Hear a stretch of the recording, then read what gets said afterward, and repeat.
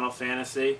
Yeah. Before we really get into the Final Fantasies that a lot of people know. I don't think I have much else to say about 6. 6 is just, if you haven't played it, you got it. That's definitely one of the older ones that you need to get invested in. Yeah. Just a great game. Even two players. Yeah, that's know? another wicked. And I don't think a Final Fantasy really has done that since. Not really. I think 9 you could play 2 players. 9 you probably I think. I can't remember. We'll have to look that up. Settle that for us on the comments too, because we're too lazy. No, I played it 2 players with one of our friends. Did you? Okay. Yeah. Nice. So no shout out on that one. No, because I wouldn't know him. But Tyler. Tyler's on the board. Oh yeah, Tyler is on the board. Exactly. But he doesn't post. The Tyler. With 0 posts. Played with him many years ago. All right. So now we get into the game that pretty much, when people say Final Fantasy, this is a game that really started a lot. It kind of broke it out of. I'm not going to say that the Final Fantasy games were obscure until this one, but certainly wasn't what it is now. To the point. And I mean, like, it may have been sort of a beneficiary of circumstance, because this is also right when the original PlayStation came out. Yeah. And that's when, video gaming really hit in the mainstream, and everybody was buying the PlayStation, everybody was buying all this. But Final Fantasy VII, and any Final Fantasy aficionados who happen to be coming across this video are either just came out of their chairs or are booing at their computer screen, because FF7 either tends to be your favorite or close to your favorite, or one of your least favorite. There's nothing really in between. Because it's one of the most hyped games of all time. Yeah. And still is one of the most hyped. So of course you get people saying it's not as good as people say, but it is. It's like GSP. We'll talk about GSP in a later video. But yeah, don't bring MMA into this. Won't bring MMA into this. Cloud goes for a triangle. Yeah. Final Fantasy VII. I've been singing its praises since I was 14. It's been quite some time. So I feel like I'm going to be repeating myself with anything that I say, but you've never heard it before, so there you go. We don't get an opportunity to talk about FF7 much. No, it's true. It's just, everything about this game is just phenomenal to me. It was the first time that we had seen an RPG, a Final Fantasy, with graphics that looked like that. I mean, it took Final Fantasy out of the sprite-based, or I won't say pixel-based, because that one, F7 is pixel-based, but it took it out of like the sprite-based gameplay, made it 3D, made the locales 3D, made it quite a bit more free roam, especially when you got it into the world map. Just totally phenomenal as far as the graphics and the music and everything like that went. I still listen to midis of FF7 music. I mean, they had some of the best music and some of the best pretty much everything. Oh yeah. That we had ever seen at that point. And I will down the game a little bit, but I'll down it a little. Because you're talking about the graphics.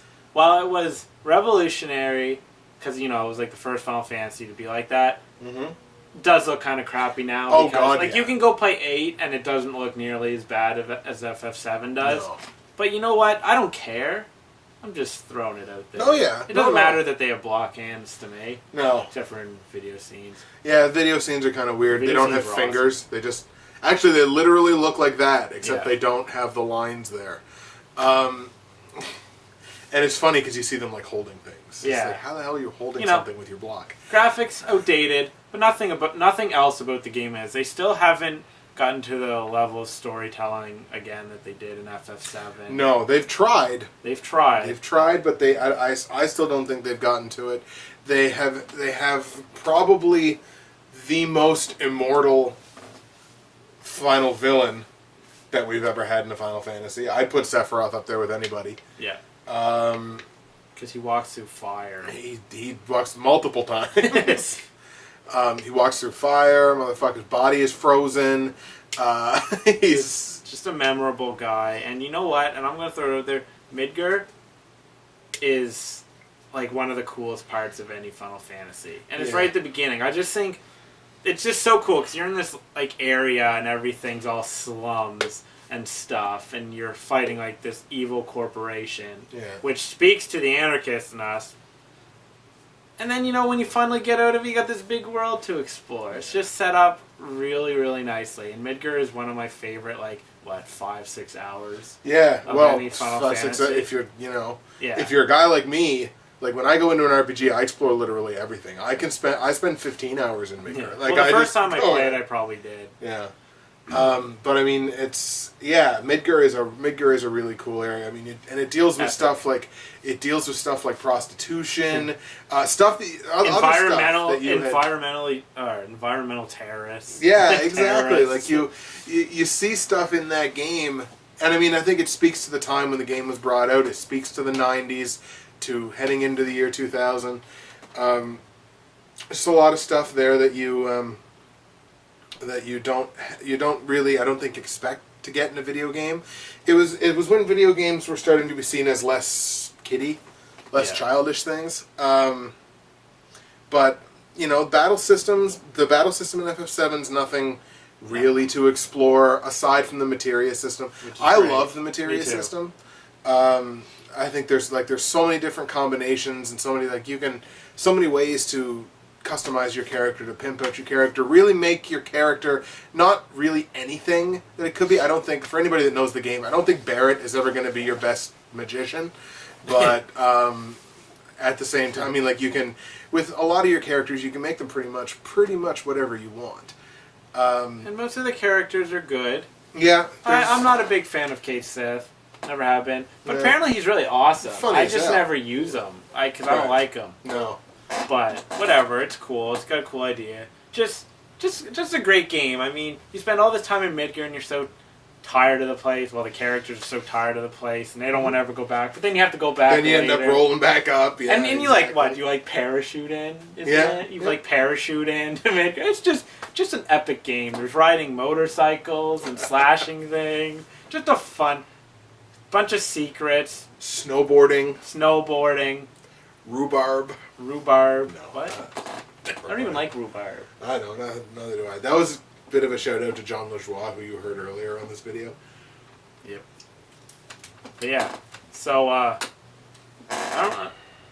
I like I say, I always feel like I'm repeating myself, but FF7, I still put as probably my favorite game of all time. As far as the experience of playing it and the experience of continuing to play it, like, I've replayed the game probably close to 100 times. Mm-hmm. Maybe not beaten it every time, but started a new game. I bet you I've been through Midgar 100 times, but it never gets boring. It never gets old. Yeah, it's tied for my favorite. I kind of flip flop. I'm 6 and 7. Right. I flip flop on them. I don't have a solid.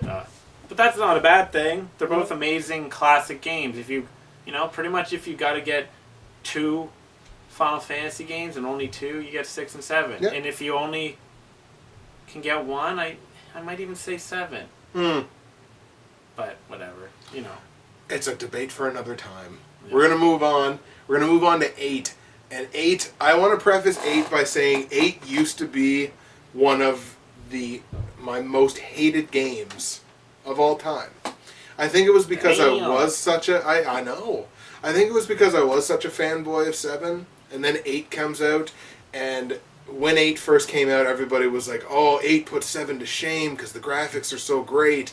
And then I just turned around and said, it was fucking Young and the Restless that looked really good. Like, that was the criticism that I always used to give, because I did not like the story when it first came out.